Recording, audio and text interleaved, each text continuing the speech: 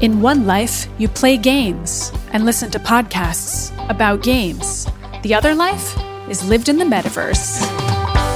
Welcome to Triple Click, where we bring the games to you. Jack in and get ready to design your avatar, because we're talking about the Metaverse and the second lives we live in games, and whether those lives have a future or not. I'm Maddy Myers. I'm Jason Schreier. And I'm Kirk Hamilton, and hello. Hello. Hello, my friends. It's us. Hello. It is. Nice to see you both.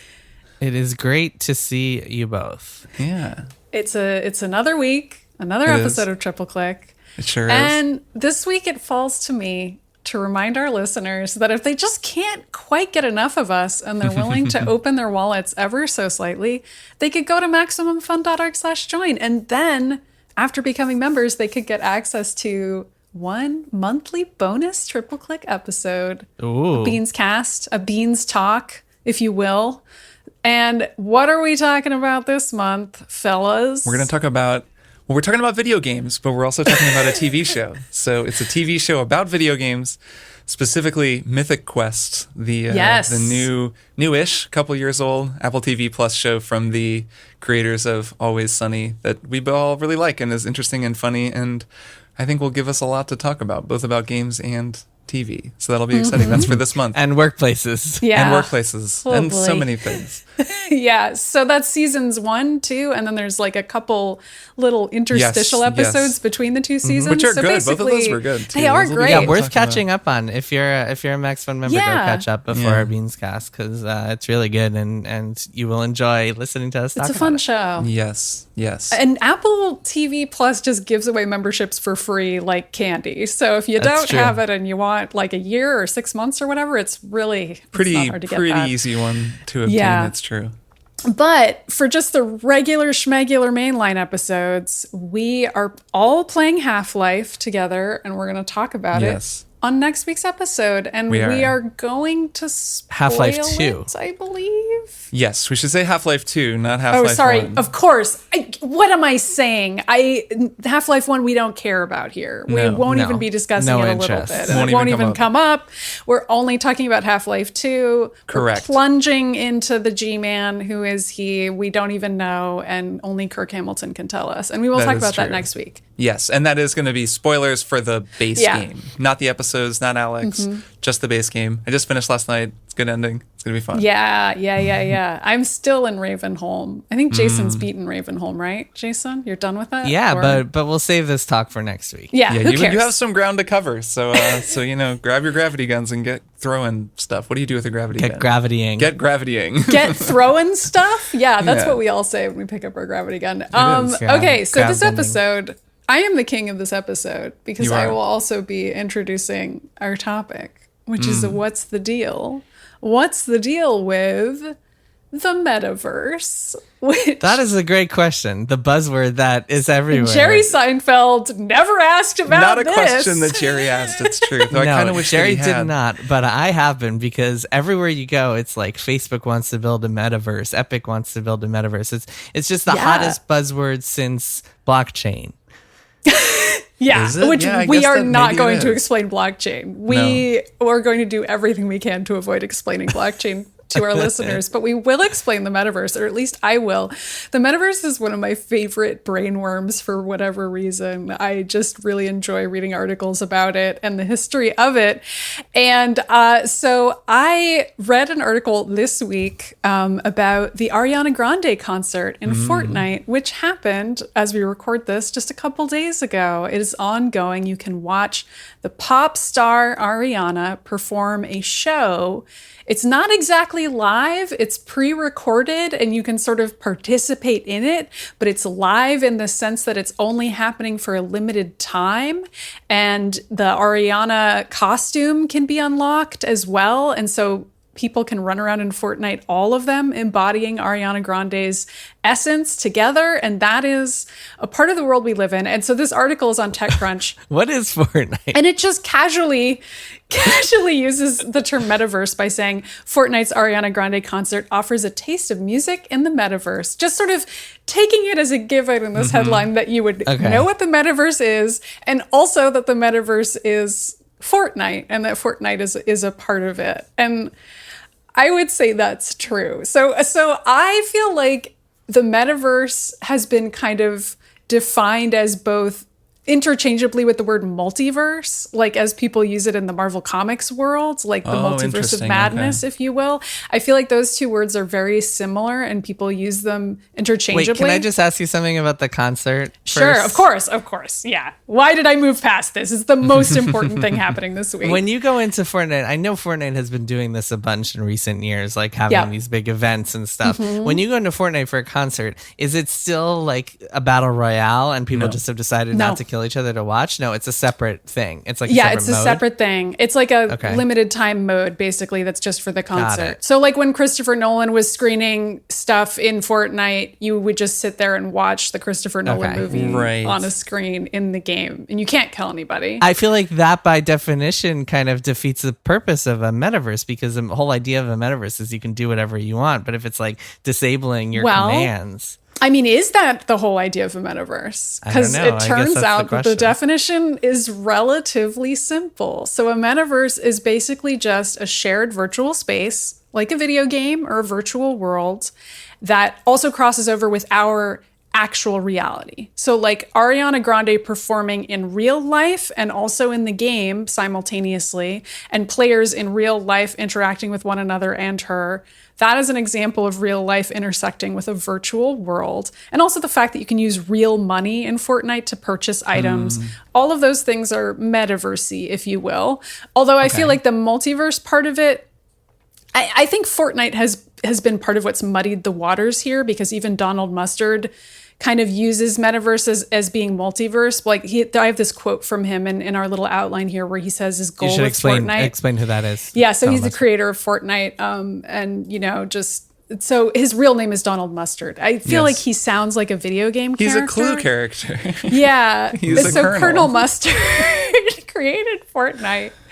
And his goal in the entryway with the lead pipe, he created Fortnite. And his goal with the game, he says, is, quote, to create a metaverse, a place where all IP, that's intellectual property, can live together, where all kinds of experiences can happen. So he's kind of conflating the idea of both this virtual world that people from our world can enter and intersect with this additional multiverse component of also all intellectual property is intersecting and available in this metaverse as well. Okay, so his definition is like that message board post. You guys know that infamous message board post by Game Master Anthony, who is like, "Hey, it's my birthday," and then he posts, it's adorable. It's very nerdy. He posts, "Hey, it's my 30th birthday." All of the characters from all of my favorite franchises come in to celebrate wearing party hats, and it's this adorable message board post. I know exactly what you're talking about. That is Donald Mustard's version of the metaverse. Yeah. That's Fortnite now. That post, that is what Fortnite is. Donald Mustard wrote that post, as it turns out, and he grew up and he was like, it's my birthday, and I want Thanos, and I want Superman, and I want Black Panther, and I want them all to come over. And they have. Well, it's so funny because I feel like when Facebook talks, it feels like everybody has a different definition of what the metaverse is. Because it feels like when Mark Zuckerberg is talking about it, he's thinking of like, we all put on our Oculus Rifts and enter like the Ready Player One world where it's like a totally alternate reality that we're all living in. Whereas Fortnite is just like the biggest crossover event of franchises ever, which is a very different proposition. I mean, is it that different though? Because it's still a place you're entering. I mean, you're designing an avatar that could represent you or not, and you're hanging out with your friends in this shared virtual world, and you can participate in a variety of activities. But I don't think, to me at least, when I think of the concept of a metaverse, I think of it as replacing our world. Yes. And I think of it as like the idea of it is to be like, you know what? The earth is on fire. Everything sucks. Let's put on VR headsets and spend 16 hours a day somewhere else entirely. Yeah. Nobody is ever going to think of Fortnite as that.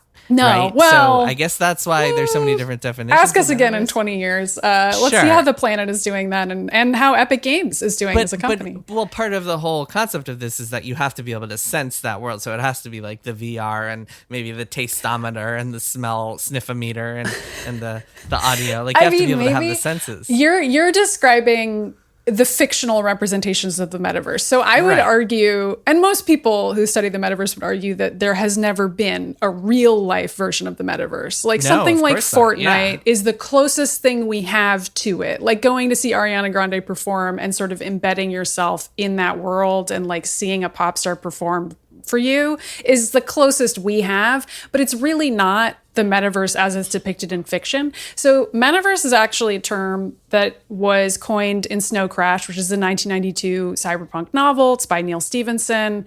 It's a very tongue-in-cheek book that it's sort of like pre-Ready Player One and aesthetic and tone. I read it when I was a teenager. I kind of want to read it again as an adult, but I also feel like I wouldn't enjoy it. I don't know. I might.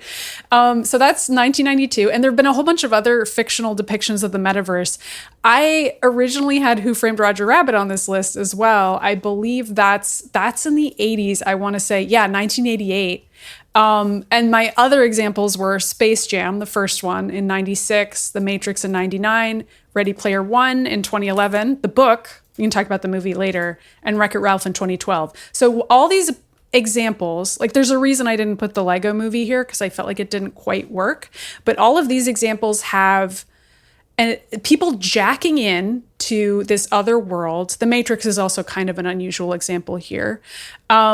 Or entering another world through like interdimensional rifts, for example, or some form of either magic or science is allowing them to transport into other worlds. And there are plenty of video games that do this too, to like cross over IP, like Kingdom Hearts, for example, has like Traverse Town, and that's how you enter the other worlds. And like Heroes of the Storm has the Nexus, and that's how it crosses all these other Blizzard games together. And Super Smash Brothers has the Invitations in the Mail, because sure, why not? And so, and the master hand. And like these movies all have this idea of humans, like from our world, crossing over into like Looney Tunes world, or entering into a virtual video game world. And either of those, and in my book, is metaversey. Although there are a lot of different ways to think about it. I really enjoy these movies that I just listed. I enjoyed Ready Player One at one time in my life, but that I feel like has changed. And part of why I wanted to talk about the metaverse today is because I feel like our collective sense of what the metaverse means has fundamentally changed because of the way that corporations control everything we do. And we realize it's not fun anymore. But I did want to ask you to, do you feel like your relationship to these kinds of ideas has changed? Like, did you have a Ready Player One phase or even like a Space Jam phase in your childhood of like thinking, or Who Framed Roger Rabbit? Like that was like the best thing ever, you know? Yeah, I think it's cool. I mean, there was a time when it was just cool. That's definitely what's cool about Who Framed Roger Rabbit is there's a meta level to Who Framed Roger Rabbit that I think you only really appreciate when you're an adult. When I was a kid, I actually thought it was a pretty weird movie and kind of scary, but I just liked it because it was a fun movie and it had a lot of fun stuff going on. As an adult, I appreciated that. I believe it is the only time that Mickey Mouse and Bugs Bunny have been together on the screen. I think you're right. I rewatched that movie not that long ago, and it's a crazy movie to rewatch. I recommend it. It's really a really cool movie. And that scene is pretty wild, but it's wild because I know that Disney would like never let that happen now. And that like I'm aware of the sort of various machinations that were probably required to make that happen. So it is a precursor of the like corporate, actually owned IP part of that. And to me, what's really cool about the metaverse as it's presented in, say, Ready Player One, which is this fantasy digital world where everything is possible, and there are no, as far as I can tell, and I think I can't remember if this is mentioned in the book, The premise of Ready Player One, by the way, for anyone who hasn't read it or seen it, is that there is this like VR world called the Oasis that everyone uses. It's like more ubiquitous than Facebook. It was bequeathed to the world by the guy who made it, and no one owns it. And so it's like totally free of ads and ownership, and it's free for everyone to use. And in this world, they all just make whatever they want. So it's like nothing but movie references and, video game references. And he like drives around in a DeLorean and the Iron Giant is there. Or maybe that's just in the movie. Yeah, copyright law doesn't exist in this. Too. Well, it also somehow, coincidentally, it's all stuff from when Ernest Cline, the author, was growing up. Yes. And that is absolutely a valid criticism of the book. And I'm not even like, we could do a whole conversation about like the problems with that story, but I'm more just talking about the fictional metaverse in it. And that imagines that there's just a free-for-all. And it's almost like people can make or conjure or design their own things. And to me, that's actually pretty cool. Like that comes closer to Minecraft as metaverse, which is the sort of the version of the metaverse that I think is Roblox, really cool. Yeah, Roblox as well, where kids can create whatever they want. But continue. Right, and I'm less familiar with Roblox, but I gather it's the same idea. But in Minecraft, what's cool is like you'll see, they'll make Westeros in Minecraft. Yeah. There's that whole like big project that all these people worked on, or someone will make Bioshock's Gondor. Rapture. Yeah, right. Yeah. And that feels like that same energy that Ready Player One had, that I think was this kind of enthusiastic, fan-driven thing where we all just make whatever we think is cool from our favorite fictional properties, and then we can do whatever we want with it. And there is no corporate control. There's no oversight. It's not licensed. It's not being used to promote it. When people made Rapture and Bioshock, that wasn't something that like 2K paid for as like a promotional thing. That was just something someone made because they like Bioshock. And that's really cool. And the flip side of it that's way less cool is what's usually happening in Fortnite, which is like Marvel has a movie coming out, and so suddenly there's like Marvel characters from that movie are now appearing as a promotional thing. Or even Ariana Grande, as cool as that concert looked, she's like promoting something, and it was part of this huge deal that was like done between her label and Epic Games to put her in the game and make it all official. That's neat, but it's less exciting than the version of the metaverse that I think, has like real verve, and that's the one that's more user generated. Yeah, I do think that the user-generated side of it and like the idea that there are these spaces where IP law is just a little bit softer on fans, like maybe because, they're not trying to sell anything or just because it's a really creative space, that feels like it's capturing something. But in researching this, I also feel like part of it is just the way that people's relationship to corporations has changed over the past 20 years of the internet, because a lot of the other early examples that I would say are still really fun are because of corporate, sharing between IPs. Right. I mean, like for Roger example, Rabbit, like Roger Rabbit is the perfect example because that is a movie that is subverting a lot of tropes of how cartoons felt at the time and like making them not only dirty, but also just weirder and like positioning the cartoons as like a marginalized class, and like just the idea of even doing that is absurd.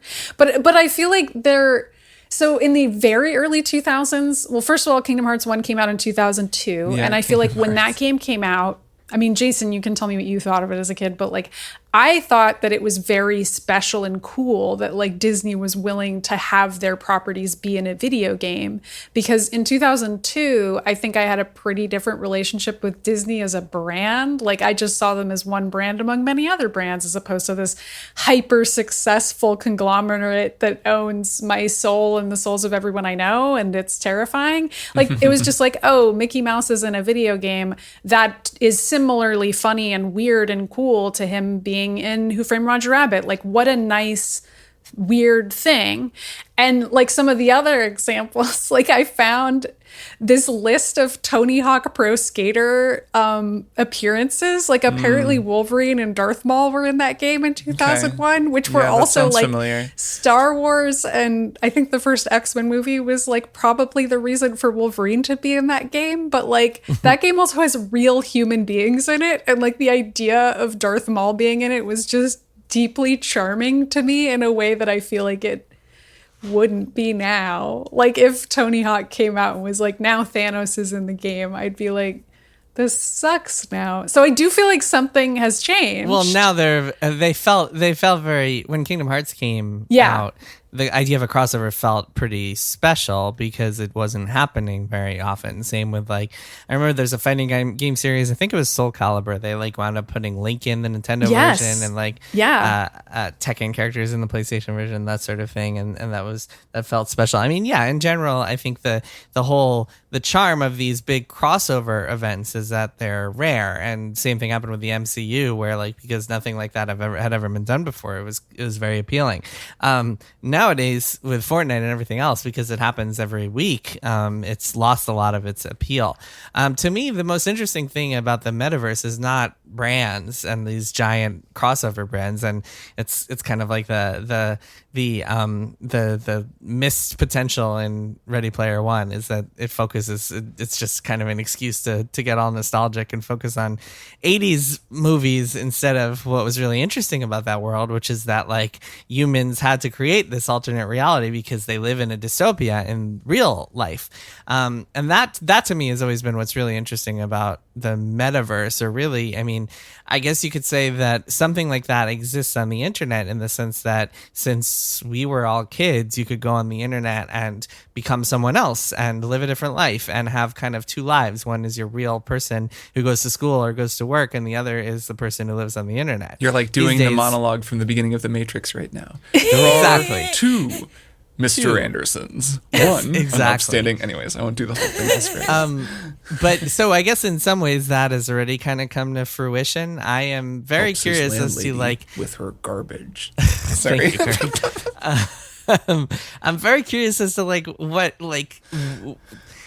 what else do we need from a metaverse short of like the world actually falling into a dystopia and us needing to escape somewhere else and spend all our days like sitting at our computers with our goggles on so we can pretend to live a normal human life. But like, I don't know, I guess I'm curious as to what the end game is for something like Fortnite. Like, is the goal of Fortnite, when they say they want to be the metaverse, does that just mean they want to be the home of every possible brand coming to their battle royale I think game? that's what they mean, yes. Or, well, okay, that's one thing. Or does it mean that Fortnite becomes this, like, you put on your headset and you're suddenly living in this world of Fortnite where you can do anything you want? That, to me, is so much more interesting and allows for so many more possibilities and interesting exploration than friggin' brands. Like, to me, it's like, who cares about all these brands crossing over at this point? We see so much of it that it's lost any and all appeal for me. So I think that the two things are already happening. Like, both of those are already happening. Like, Fortnite, it does seem like their business plan is to be the go-to place for any promotional thing for any corporation large enough to pay for them. Like, that seems like that's what they want short term. But you're talking about like our digital selves, and I think a lot about our digital selves these days and the way that we all are building slowly digital selves, and also the digital world, the world that exists in the realm of, data, is also building versions of us.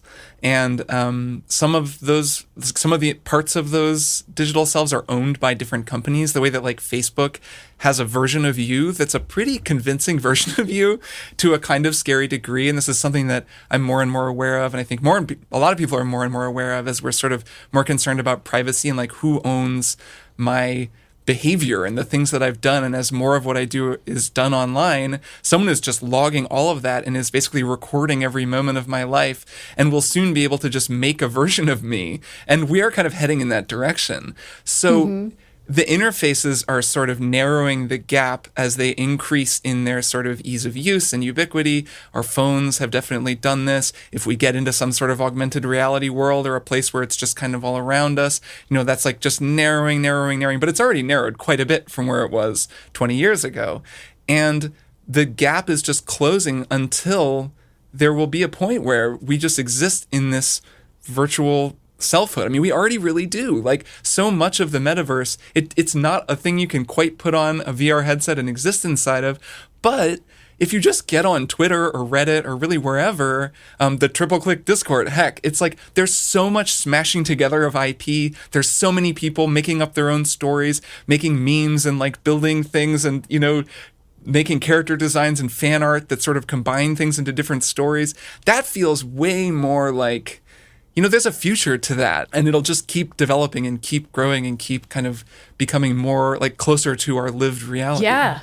Yeah, well, I mean, it's MUDs and MMOs have always been that kind of the metaverse in a closer way, I would say, to how I picture the metaverse. Of course, yeah. I mean, I'm just talking about it's just life. Like, it's like Twitter, it's social media, it's everything. Right, but I think that online games have always been like.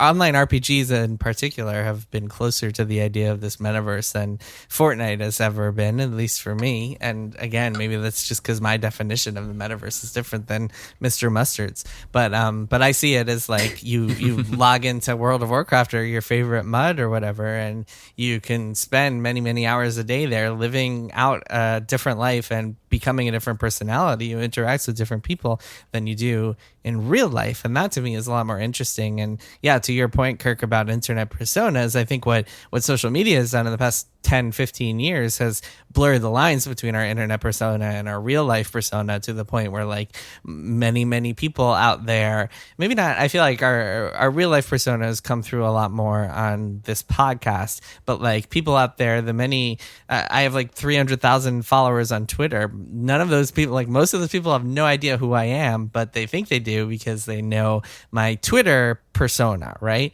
And that kind of line blurring is interesting and almost makes it impossible to have a metaverse in some ways. Like social media almost feels like the anti metaverse, because it's instead of allowing you to live this separate life, it's kind of like forcing you to extract parts of your life and put them on the internet and like deal with all the complicated emotions that come as a result of that, and seek for validation and get depressed when you don't find it, and all sorts of deranged stuff like that. I mean, I guess it depends on whether or not you want to be yourself in the metaverse or if that's valuable to you. I mean, I think there will always be people who fantasize about just being themselves but getting to do whatever they want in this fictional world. And then there are people who are like, I want to be someone completely different or be a different person every day. And that's what my own fantasy of it would be. And I do think that Fortnite will approach that. I feel like Fortnite is the logical conclusion of something like Second Life and these other games that encourage you to build a house or like have a multiplayer experience with people where you can create quote unquote whatever you want. Minecraft is another example where you can have discrete servers with just friends and you're designing your own world together. I think that Fortnite is going to approach... Hold on, but Maddy, Second Life has so many more verbs than Fortnite. That's what I was saying before. That's why I don't understand how Fortnite became the same. It's like a freaking battle royale game. Like, how did Fortnite become... everyone's acting as if it's... I just don't understand. I mean, it didn't even start as a battle royale game, right, that's as the you thing. know. Yeah, it was added later. Yeah, it was like a survival, like Minecraft Left 4 Dead game. Yeah, I just don't understand, like... Why would Fortnite succeed where Second Life didn't? Just because Fortnite is massively popular? Like, that doesn't pass the sniff test. I think because Epic Games has a lot more money. Like, I feel like that helps it. And I also think that doing these branded crossover events is getting them money to do other stuff, TBD. Like, I don't know what that is or what Donald Mustard wants to do, but I don't feel like his end game is like a million cool Thanos mods. I feel like more likely his end game is more user-generated content that he doesn't have to build at all, and that like every band in the country or the world can have their own Fortnite concert, and people can go to that. And that is just a part of your life, is that you can go see your friend's band play in Fortnite in the level they designed for you to experience. Or like you watch a music video or whatever else, and it just so happens to be on the platform called Fortnite, but who really cares? It's just a platform now, and it's just this interactive thing that has all these little bits and pieces. Like how much Facebook has changed since it began as basically a hot or not game. And like, now it's a place where you can get radicalized into marching on the Capitol. Like, I don't even know what Facebook is anymore. And I mean, to tie it to this, I mean, Mark Zuckerberg is very into the idea of building a metaverse that is Facebook. Like, he owns Oculus, and like that's what he wants to do in VR. So he has definitely got designs on the same thing Epic's doing.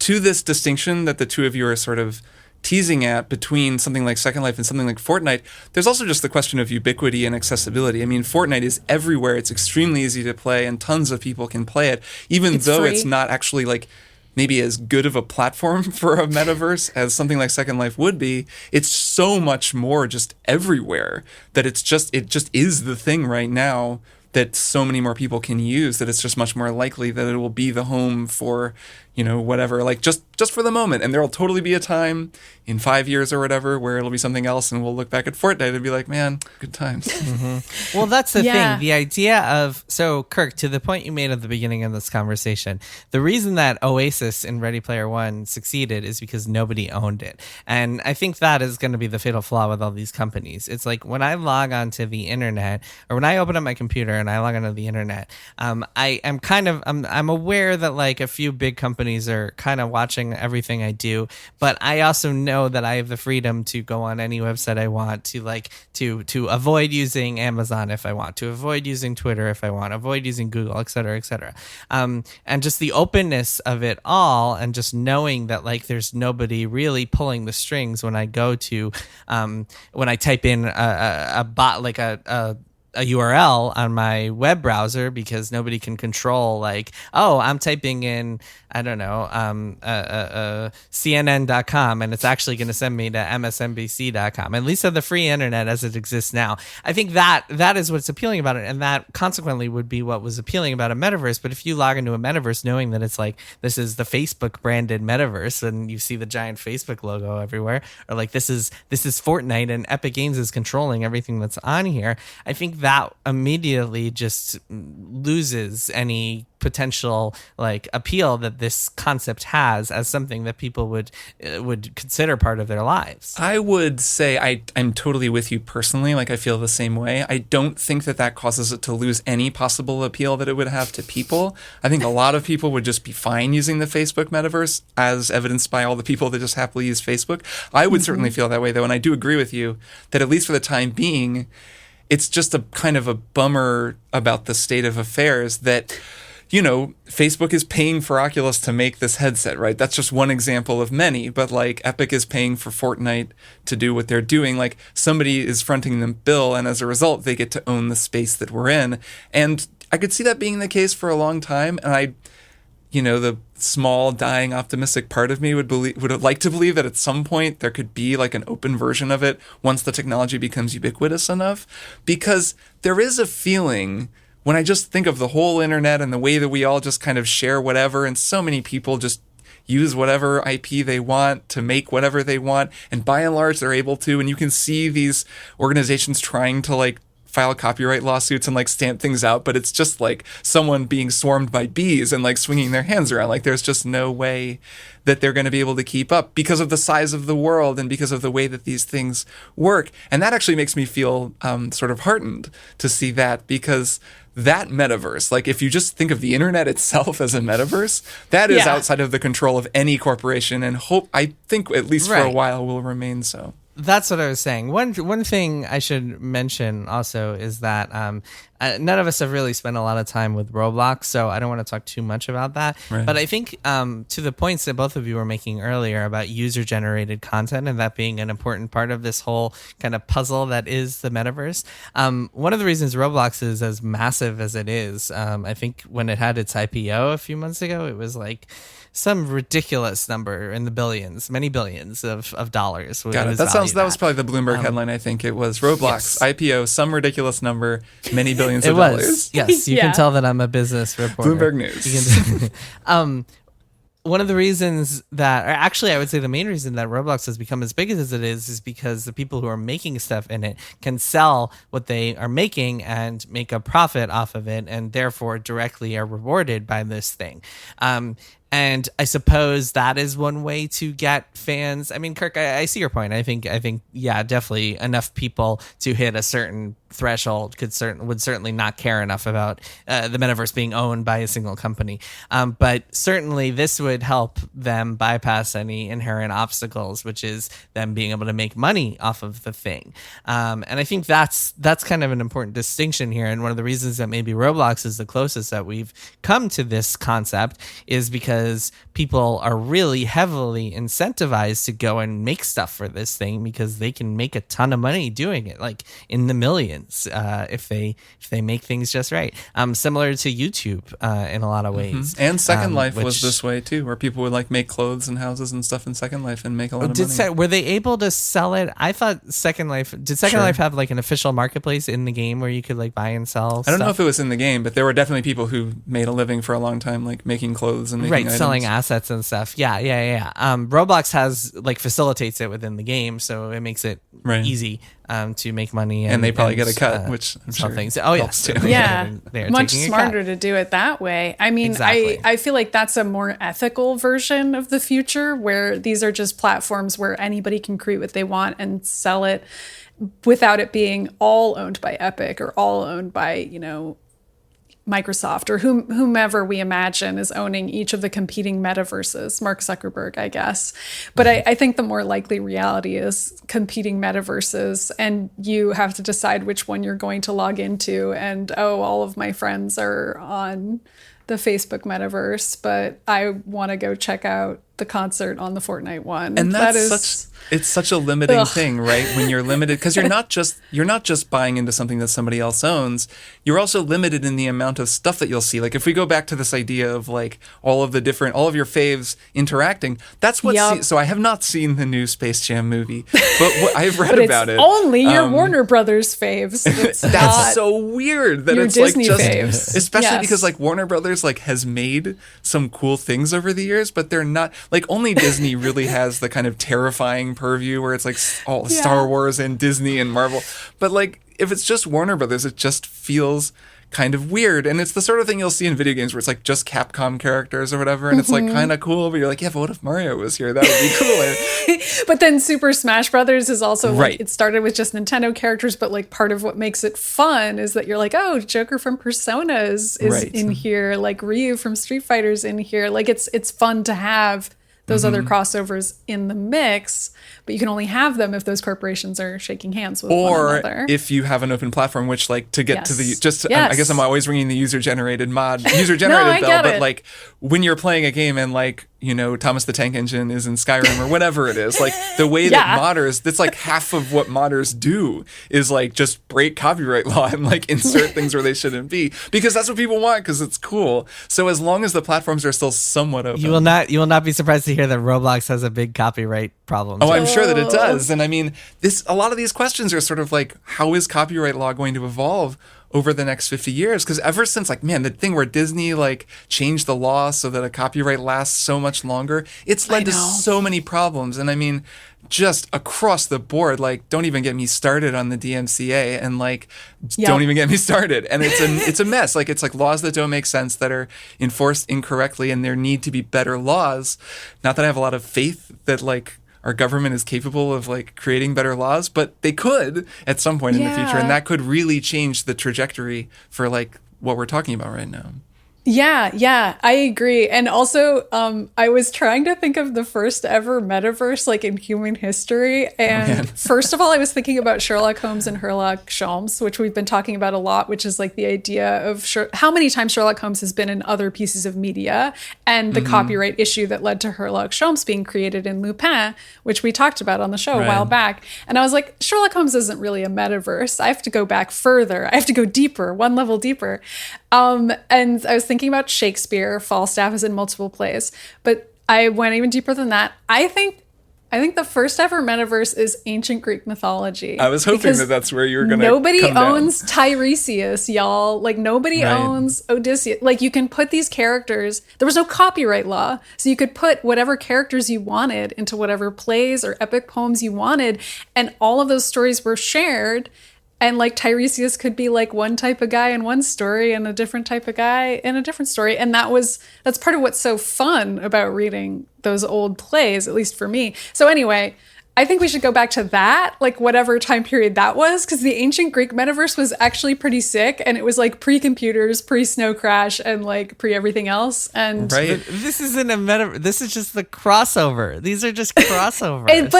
But it isn't, because it's also like intersecting with this idea of a metaphysical religious world that is outside of our own. It's the ultimate metaverse. Is really the metaphysical religious metaverse. What is more of a metaverse metaverse, then Mount Olympus, you know? It's very like, true. It is not our reality that we know I like of. this take a lot. It's very good. When you die and you wind up in the halls of Valhalla, you are entering Right. the metaverse. I mean, that Valhalla would also be a metaverse, the Norse mythology as well. Sure, why not? I'll throw him in. The concept of, like, Neil Stephenson's concept of the yes, metaverse I is know. nothing He to do would with disagree the crossover. completely with me. Like, the concept of a metaverse is like, this is an internet reality that feels like our reality and it's indistinguishable, and we inhabit it in a different way that we inhabit like the real world. Like that to me is what metaverse is. But it is also about like multiple worlds intersecting and anything being possible and like creating your own story. And like that part of it is a key part of it too. Yeah, and furthermore, I mean, we have seen whenever people have the opportunity to do this, they do the stuff we're talking about. This is what they do. They like want Mickey Mouse and Bugs Bunny to hang out. Like that's always what happens. Even if it's like in ancient Greece, it's always the same impulse. We always want You can that. do whatever you want, and what you want is Bugs Bunny and Mickey Mouse to hang out. Right. That is what you want. What you want is for Sonic the Hedgehog and Barack Obama to kiss on stage at the Ariana. You want Definitely. them. That is why fanfic is great. But go ahead, Jason. I actually think that like we're getting to peak saturation on crossovers at this point. Yeah. And like it I used blame to be, brands for that though. I blame Yeah. Fortnite for that. Like 3 years ago, it was super cool to be like, oh, Fortnite is getting like Marvel characters. That's wild. Like, how are they doing this? Now it's like, oh, great. Fortnite just got like 40 new franchises this week. It's like, oh, Game of Thrones is here and Silver Surfer and all this other shit. It's just like, it's not interesting anymore, to the point where if you showed me a game tomorrow that was like all of my favorite Final Fantasy characters are meeting up in the metaverse with all of my favorite, I don't know, Suikoden and Ace Attorney characters. I mean, we're talking about the difference between like Kingdom Hearts 1 and Kingdom Hearts 3, basically. Like the time that has elapsed between 2002 and 2019. It used to be so cool. A lot of shit has happened in the intervening time, and it isn't that cool anymore. And I just don't think it's that interesting anymore. Yeah, and so I think that like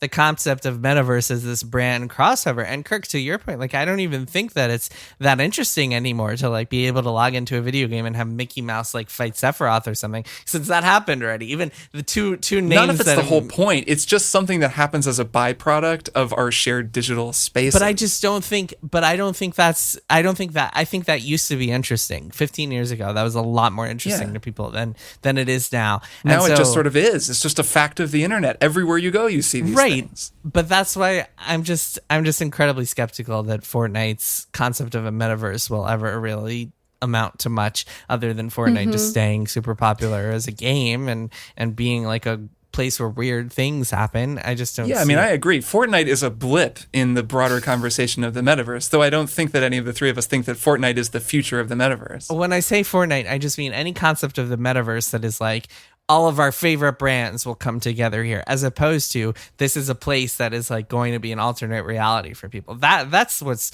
so much more interesting, I think, and like so much more feasible. Like if Facebook's version of the metaverse, instead of focusing on brands, is like you put on your Oculus Rift and suddenly you're in this world where you can do whatever you want, and it's like the most wild version of like it's an amped up version of Second Life or something like that. That to me has a lot more lasting, broad appeal than something like, oh, log in today and now you can see all your favorite characters from the White Lotus meeting up with the cast of Survivor. Yeah, I mean, it's just the two things aren't mutually exclusive. One is just like, it's the one thing will happen in the other thing. And, you know, the one thing is just much bigger. One thing pays for the other thing is really what it is. I suppose. The metaverse that you log into, that's the internet, that's just huge. And then that other stuff will just happen in any online space. Sure, I guess so. I guess I just don't think people are as interested in it anymore. Even the past 3 years, I think that sort of concept has just gotten less interesting. Or maybe that's just us. Maybe it's just could be. Maybe we're just old.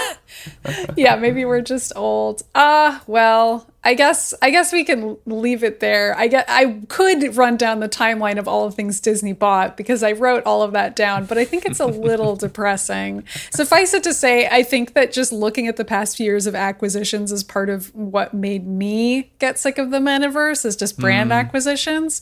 But Kirk, you've really put a different spin on it for me and given me some hope that maybe stuff like Roblox is the future and that there is a version of the metaverse that looks like mod forums where people are just creating like every version of Chris Redfield in every outfit you can imagine. And like, that's how you can play Resident Evil if you want to. I feel like that is a much more fun imagination of the future and what it could be than Thanos in Fortnite ever could be. So I'm going to close this out on that thought and hope that the metaverse is you hanging out with Chris Redfield in whatever you want him to be wearing. Sounds in the good future. to me. That's my hope. All right, let's take a break and then we'll be back with one more thing. Well, hello, I'm Renee Colvert. Hi, I'm Alexis Preston, and we are the hosts of Can I Pet Your Dog? And we got breaking news, we got an expose, and all the beans have been spilled via an Apple Podcast review that said this show isn't well researched. Well, yeah, no duh. Of course it's not. Not since the day we started has it been well researched. Guessing and anthropomorphizing dogs is what we do. The Can I Pet Your Dog promise is that we will never do more than 10 seconds of research before telling you excitedly about any dog we see. I'm gonna come at you with top 10 enthusiasm, minimal facts. We're here for a good time, not an educated time. So if you love dogs and you don't love research, well, you know what? Come on in to Can I Pet Your Dog podcast every Tuesday on Maximum Fun Network. The Beef and Dairy Network is a multi-award-winning comedy podcast here on Maximum Fun, and I would recommend you listen to it. But don't just take it from me. What do the listeners have to say? I would rather stick a corkscrew inside my ear, twist it around, and pull out my ear canal like a cork than listen to your stupid podcast ever again. Please stop contacting me. Hell would freeze over before I recommended this podcast, the Beef and Dairy Network, to anyone. Not in a million years. Actually, scratch that. Make it 1 billion years. No, how long's infinity? That's the Beef and Dairy Network podcast, available at MaximumFun.org and at all good and some bad podcast platforms. Disgusting. And we are back for one more thing. Jason, tell me what you've been up to lately. So, I do not have a video game to talk about because I'm playing Half-Life 2, and that will be next week's discussion. So instead, I will bring another entry to the Triple Click Book Club.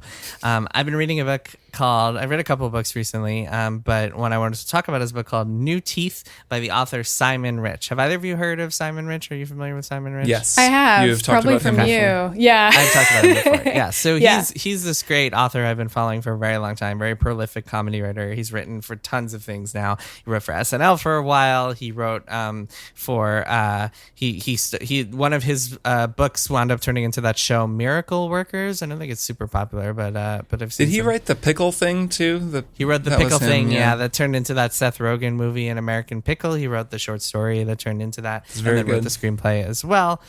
He is an immensely talented, prolific writer. One of my favorite books by him is a book called Elliot Allagash that is about this.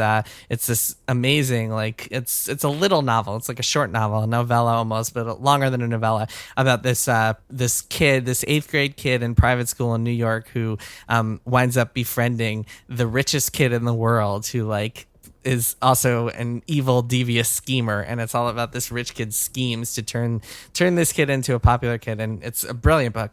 Elliot Allagash. But anyway, his newest book is called New Teeth, and it has been cracking me up. It's a book of short stories, and they're all very funny and very good, and I am very enjoying them. I took the book right here because I want to read you guys a quick excerpt.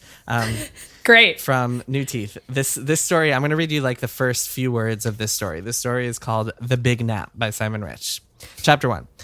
The detective woke up just after dawn. It was a typical morning. His knees were scraped and bruised, his clothes were damp and soiled, and his teeth felt like someone had socked him in the jaw. He reached for the bottle he kept under his pillow and took a sloppy swig. The taste was foul, but it did the trick. Now he could sit up and think. Now he could start to figure out how to somehow face another goddamn day.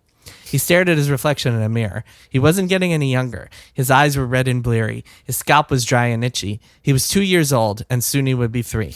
Unless he stayed 2. He wasn't sure if you stayed the age you were or if that changed. That's good. Anyway, Simon Rich, New Teeth. It's a good book. Go check it out. And definitely go check out Elliot Allagash by him because that's my favorite book of his, and it's really, really good. Nice. Wow. Awesome. All right. Kirk, tell me what you've been up to. So, I've been watching a show called Schmigadoon. Oh, I need to add an exclamation point.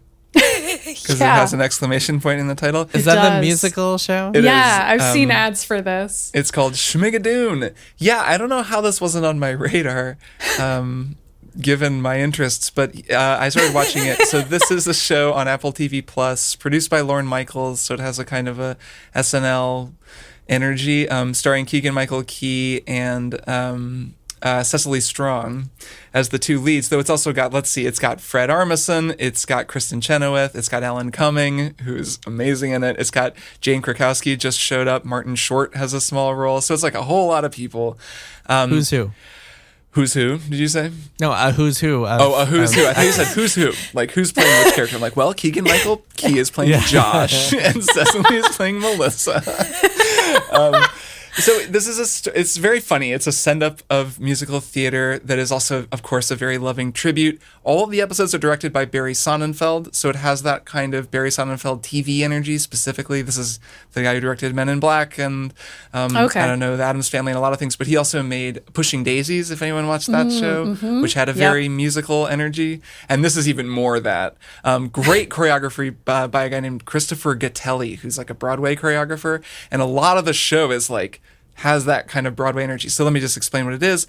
Half-hour episodes. It's the story of like two modern American sort of late 30-somethings who've been in a relationship for a while that's kind of grown stale. They go on this trip to kind of rediscover the flame. This is Keegan-Michael Key and Cecily Strong.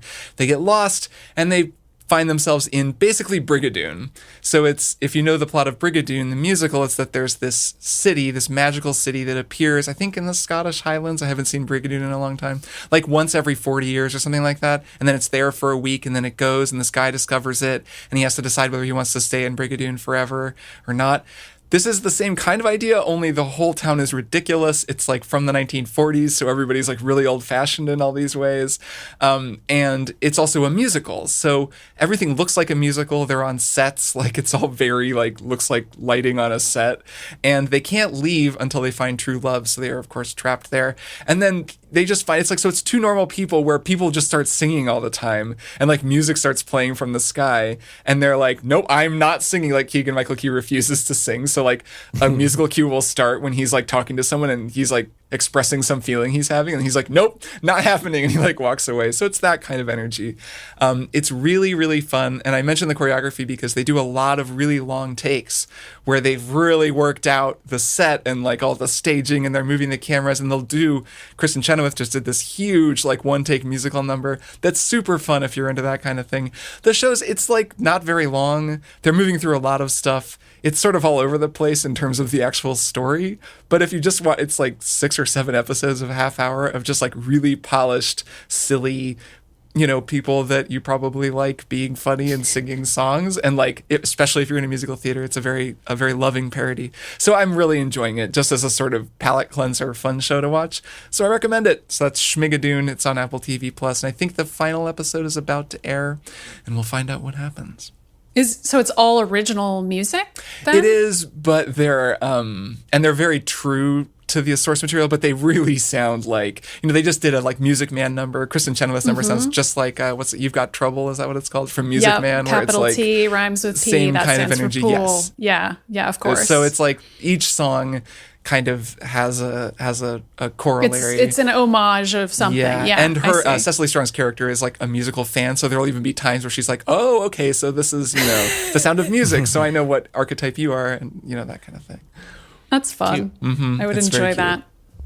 All right, I'm last. So I watched The Suicide Squad. Did you two see this? No, yet? but I'm going to. We had guests over the weekend and I didn't get to, but I want to see it. No, and I'm not going to. Really? Why aren't you going to watch it? Because I don't have room in my brain for DC stuff. Marvel has already taken up too much. Fair enough. Okay, that is valid. I feel like if you're only going to watch one DC movie, it should be Birds of Prey. All the other ones, that one is very good. Take or leave. And that is really the only reason I watched this one, was because I was like, I would watch Margot Robbie as Harley Quinn again. I'm interested in this Birds of Prey sequel, which is almost what this movie is. There are many other characters in it. A lot of them die. Idris Elba's in it. John Cena's in it. They're both very good in it. They kind of turned out to be the main characters. I didn't really expect them to have so much to do because you never know who's going to do anything in a movie that has 26 actors in it. But there are a lot of other fun like cameos and bit parts for other funny actors, like Nathan Fillion's in it and so on. But yeah, it's pretty fun. It's no Birds of Prey, but I think James Gunn's humor is basically like, you know, if you like it or not. Right. And I consider it to be fine with a capital F. Like I enjoy it. I think it's enjoyable. And I thought that was true of this movie as well. I think it's a little long, but yeah, if you're on the fence and you liked Birds of Prey like me, and you just want to see Margot Robbie chewing some scenery and doing some really, really fun gun-fu action scenes, she gets a really good one in this movie that I liked a lot. There's some cool fight scenes, but yeah, it's a little long. That's my only complaint. I guess I want to ask you if Huntress is in it, but I don't want to know because that was my favorite part of Birds of Prey. So I just want to ask. I'll answer that question off the air. Thank you. Okay. So is it called the Suicide Squad? It is. They're trying to like pretend that the first one didn't happen. I think we should all pretend that. So I have also seen the first one. So I did see the first Suicide Squad. I reviewed it for the Mary Sue back in the day. If people want to like really do some Googling and dig that up, that one's terrible. That is also a movie that has Margot Robbie as Harley Quinn in it. That was her, I believe, debut performance as that character. And Will Smith is in that movie as Deadshot, and he's actually pretty good too. And Viola Davis is in it as the Wall, Amanda Waller, who like puts the whole Suicide Squad together, which is sort of like a team of DC super villains who all are in jail, in prison, and they can get several years off their sentence if they're willing to participate in this Black Ops squad and like go on basically death missions where no one expects them to survive. Viola Davis puts a chip in your brain and she will kill you if you disobey her orders while you're on this death mission, a Suicide Squad mission, if you will. That's the premise of the comic books and also these two movies. And this second movie, it's kind of funny because it like keeps the same casting. Like Viola Davis is still Amanda Waller. She's still putting together the team. Margot Robbie is back in prison. They like have a one-liner to explain it at the beginning of the movie because they're like, whatever, she's in prison now. Who cares? She just needs to be on the team again. And like, I think those are the only two characters who are the same and everybody else is different, but they're all playing new characters. So it's like, not as though it's contradicting anything. You know what I mean? Like it's sort of like a sequel to the other Suicide Squad, but they don't reference it at all. And also, so it's not like she mentions like we've done this before. It's just like it's the first time. They do. They have done it before. Like in this movie, it's like they've done the Suicide Squad like hundreds and hundreds of times, and it's completely old hat to them now. And like the Suicide Squad takes place in this world where it's like we're just regularly putting together Black Ops teams of supervillains and sending them to their deaths. Yeah. And like you get to kind of see in the first 5 minutes or so like how commonplace it is for all of them, which is like pretty funny as well. So yeah, I do feel like it is funny when movies have to acknowledge their own like the metaverse they're in, if you will. Yeah, they're complicated canon. Yeah, I'll play the video game. That'll be great. My entry into this franchise. I'm totally gonna watch this movie, and I'm looking forward to it. Yeah, hit me up, Kirk. I think you'll dig it. I'll let you know. All right. Well, this has been another episode. It sure has. Thanks, everybody, for jacking in along with us. Don't forget, people out there who want to catch up on Half-Life 2, you have till next week, next Thursday. Get gravity gunning. Jumping in. Get that gravity gun and throw some stuff. Throw some stuff. All right. See you both in a week. See you next week. Bye. Triple Click is produced by Jason Schreier, Maddy Myers, and me, Kirk Hamilton. I edit and mix the show and also wrote our theme music. Our show art is by Tom DJ. Some of the games and products we talked about on this episode may have been sent to us for free for review consideration. You can find a link to our ethics policy in the show notes. Triple Click is a proud member of the Maximum Fun Podcast Network, and if you like our show, we hope you'll consider supporting us by becoming a member at MaximumFun.org/join. Find us on Twitter at TripleClickPod, send email to tripleclick@MaximumFun.org, and find a link to our Discord in the show notes. Thanks for listening. See you next time.